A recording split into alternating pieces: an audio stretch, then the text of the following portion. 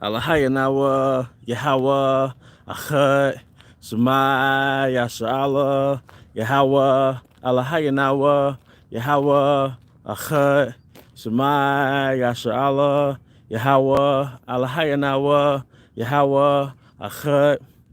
All right, Shalom Akim. It was a hot spirit we in Judah, other GMS Mississippi camp, giving God honor and glory to the Heavenly Father, Yahweh, Bahasham, Yahweh Shai, Bahasham, Hakodash. Also want to give double honors to our elder apostles and elder bishops of Great Millstone who rule well, and peace and blessings to the house of David the elect. All right, and Shalom to you Akim, you Akwathium, who are tuning in to this live stream.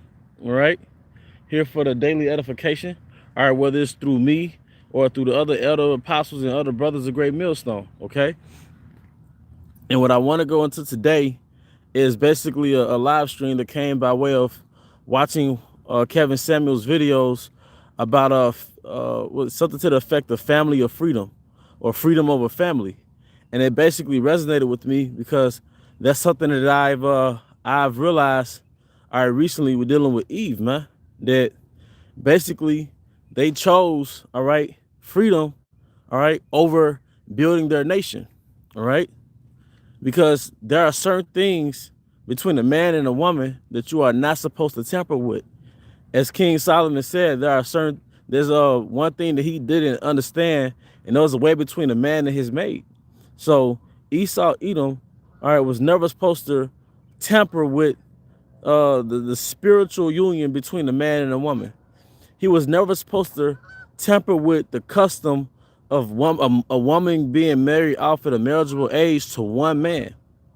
He was never supposed to tamper with the fact that, all right, a woman basically saved herself for one man.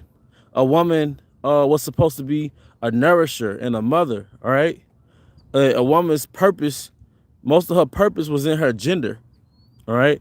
The fact that you're born a woman, your God-given purpose is to nourish your family or serve your husband. That's your God-given purpose. Now in Babylon, you could come here and get a skill or a career, but you still have a purpose within a household. So I'm not looking at Israelite women, without factoring in that it's essential this day and age to have a stream of income. But the Israelite woman, she erred because she neglected, all right, her God-given duties as a woman on this planet Earth to fully pursue a life of freedom. It's something that Elder Yashawama did a video on a few weeks ago about the comparison of Israelite women in America and women in Egypt. Those women in Egypt, all right, they could divorce their husbands at their own will. They could have multiple lovers now, all right, back in Egypt, excuse me. But now it's the same thing. 90% of divorce is filed through women, initiated by women, all right? So many women, they become quote unquote single, all right, because they want the choice of having multiple lovers, all right? No new thing under the sun, pursuant to the book of Ecclesiastes, okay?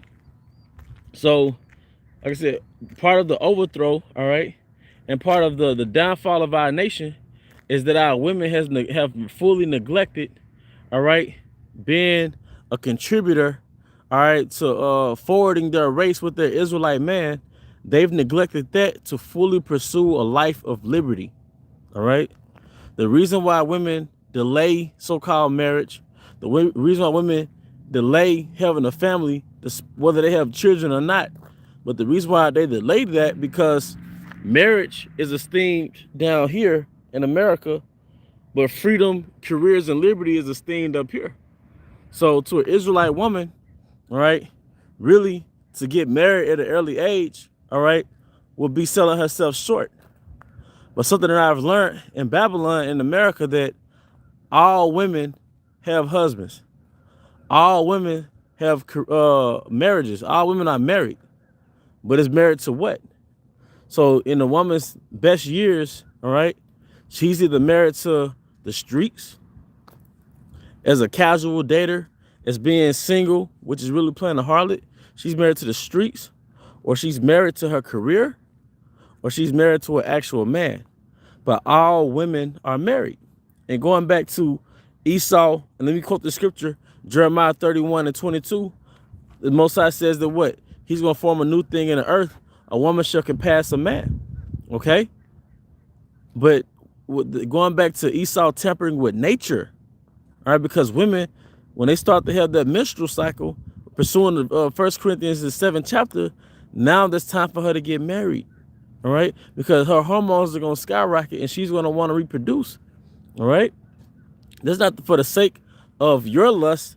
That's for the sake of structure and order, keeping her from committing whoredom and having multiple baby daddies and having no source of income to supply those offspring, which would be a financial drain on our nation. Our women, they're not nation-minded, man. They lack something called nationalism, man. They only give a fuck what Egypt has to offer them, okay? But what the point is, this thing with you could neglect you could neglect being a woman, you could neglect being a wife, you could neglect and delay being a mother until you fully pursue your career. What negative effect does this have on our nation? Well, an unnatural phenomenon happened, all right? Women, they're past their fertility years, all right? And they've accumulated so much mileage, so many body counts, so much trauma and heartache and hurt, all right? And to their numb to humans, all right? All right, but this unnatural phenomenon is that they will pass their prime, they will pass their fertility years, all right, and then wait to get married.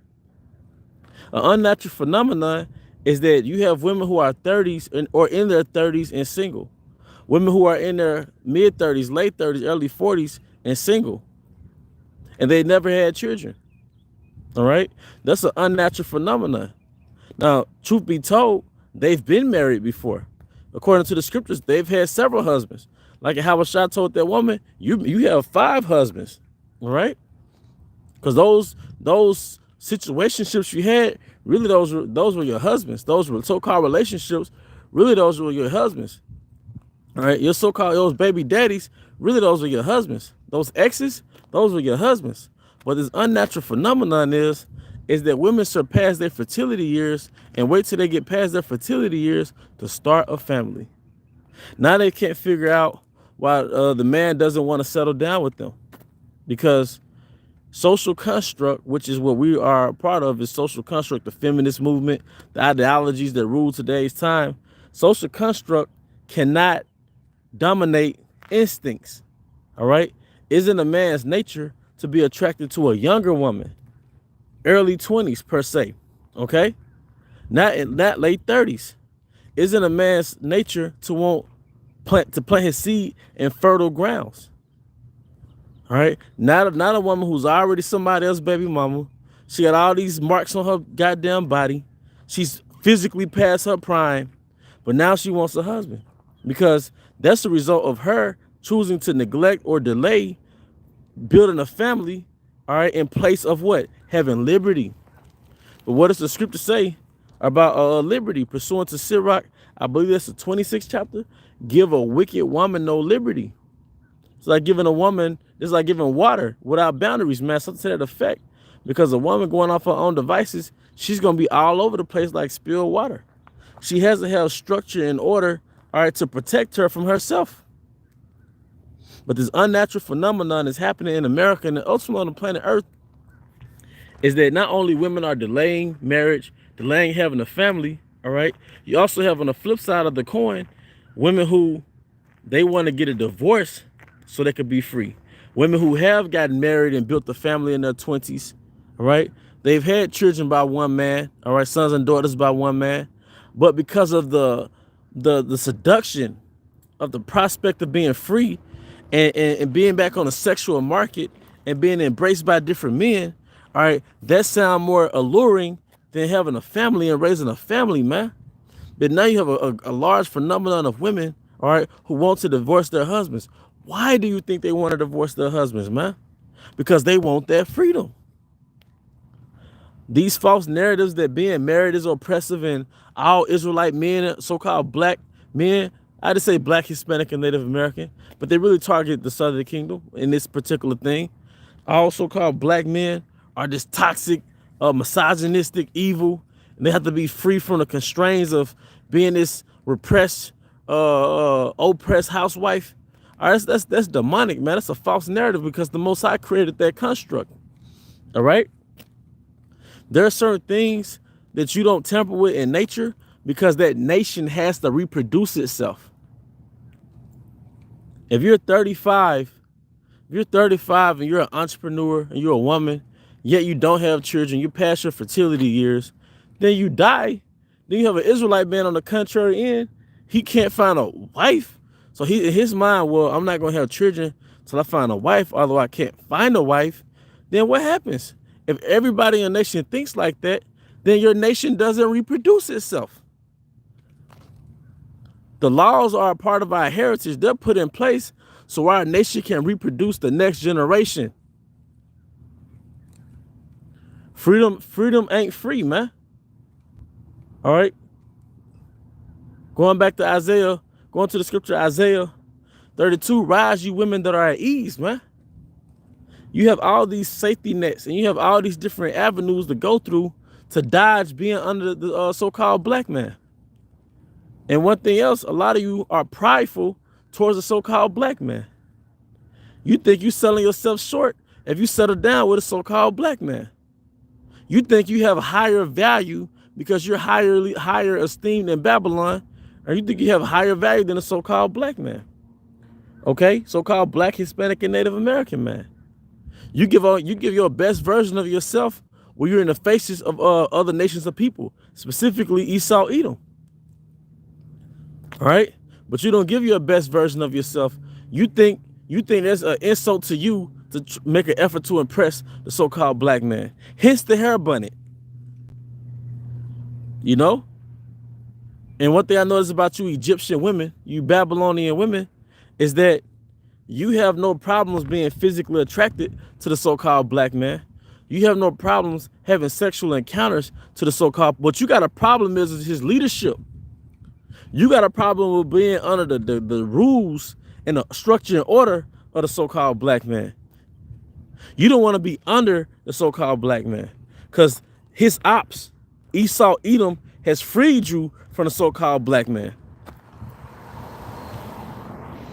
All right. So I got scriptures in the scripture saying how the woman should be obedient to her husbands. All right. All right. Lovers of her husband. All right. Keepers of the house. All right. That's in your nature. The Most High put your purpose within your nature. That's how it's in a real man. He is a hard worker. He does get protective around his family because that's in his fucking nature. And when you synchronize his nature with your nature, that's nation building. Dummies. And I'm not talking about you sisters on the live stream. You know, I'm quite sure you follow your how about Shema Shai. But it's the Israelite woman, man. All right. She sold her birthright for a morsel of meat, for a degree. All right. She sold out her nation for some damn liberty, man. Then when your eggs dry up and you leave your prime, now you're ready to quote unquote settle down.